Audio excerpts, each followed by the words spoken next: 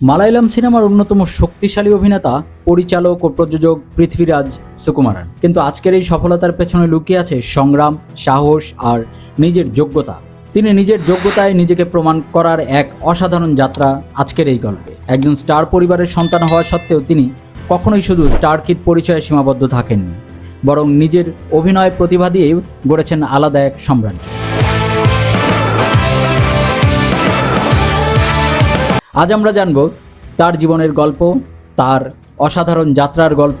তবে তার আগে যারা এখনও চ্যানেলটি সাবস্ক্রাইব করেননি তারা এখনই চ্যানেলটি সাবস্ক্রাইব করুন। আর ভিডিওটি যদি ভালো লাগে তাহলে অবশ্যই ভিডিওটিতে লাইক দিন, কমেন্টের মাধ্যমে আপনাদের মতামত জানান, ভিডিওটি শেয়ার করুন। পৃথ্বীরাজ সুকুমারান জন্মগ্রহণ করেন 16ই অক্টোবর 1982 সালের ভারতের তিরুবনন্তপুরম শহরে। তার বাবা সুকুমারান ছিলেন মালায়ালাম সিনেমার জনপ্রিয় অভিনেতা এবং মা মল্লিকা সুকুমারান ছিলেন একজন বিখ্যাত অভিনেতা। তার বড় ভাই ইন্দ্রজিৎ সুকুমারানও একজন প্রতিষ্ঠিত অভিনেতা, তাই বলা যায় সিনেমা তার রক্তেই ছিল। কিন্তু ছোটবেলায় পৃথ্বীরাজের স্বপ্ন ছিল অন্যরকম। তিনি পড়াশোনায় খুব ভালো ছিলেন এবং আইটি ইঞ্জিনিয়ার হওয়ার স্বপ্ন দেখতেন। তিনি ইউনিভার্সিটি অব তাসমানিয়া এই ইনফরমেশন টেকনোলজি নিয়ে পড়াশোনা শুরু করেন, কিন্তু ভাগ্য তাকে নিয়ে যাচ্ছিল অন্য পথে, সিনেমার পথে। হঠাৎ করেই তিনি সিনেমার সুযোগ পান। 2002 সালে যখন পৃথ্বীরাজ 19 বছর বয়সী, তখন তিনি মালায়ালাম চলচ্চিত্র নন্দনম অভিনয়ের সুযোগ পান।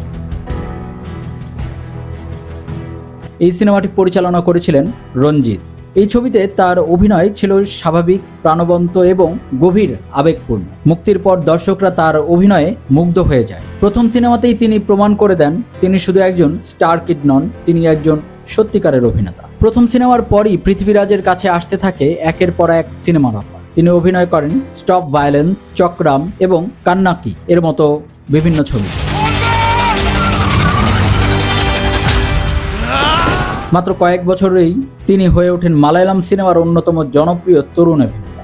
তার অভিনয় ছিল আত্মবিশ্বাস, পরিপক্কতা এবং বাস্তবতা, যা তাকে অন্যদের থেকে আলাদা করে তুলেছে।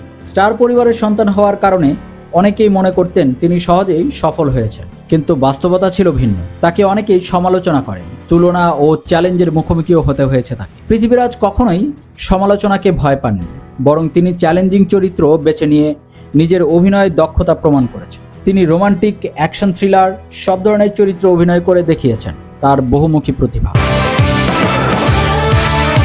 মালায়ালাম সিনেমার সফল হওয়ার পর পৃথ্বীরাজ অভিনয় করেন তামিল, তেলেগু এবং হিন্দি সিনেমায়ও। বিশেষ করে আয়া ও অরঙ্গজেব সিনেমায় তার অভিনয় তাকে প্যান ইন্ডিয়া পরিচিতি দেয়। তিনি প্রমাণ করেন একজন অভিনেতার জন্য ভাষা কোনো বাধা নয়, প্রতিভাই আসল পরিচয়। পৃথ্বীরাজ অভিনয়ে থেমে থাকেননি, তিনি পরিচালক হিসেবেও নিজেকে প্রতিষ্ঠিত করেছেন। 2019 সালে তিনি পরিচালনা করেন লুসিফার, যেখানে অভিনয় করেছিলেন মোহনলাল। এই সিনেমাটি বিশাল সফলতা পায় এবং পৃথ্বীরাজকে একজন সফল পরিচালক হিসেবে প্রতিষ্ঠা করে। এই সিনেমা প্রমাণ করে তিনি শুধু একজন অভিনেতা নন, তিনি একজন পূর্ণাঙ্গ চলচ্চিত্র নির্মাতা।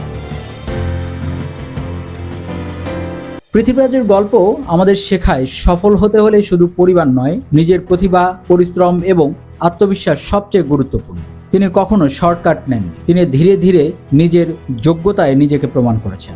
আজ তিনি শুধু মালায়ালাম নয়, পুরো ভারতীয় সিনেমার অন্যতম সম্মানিত নাম।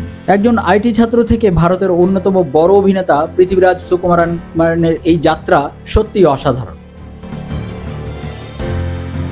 তার জীবনের গল্প আমাদের শেখায় যদি আপনার স্বপ্ন থাকে এবং সেই স্বপ্নের জন্য আপনি পরিশ্রম করেন, তাহলে সফলতা একদিন অবশ্যই আপনাকে দরজায় কড়া নাড়বে।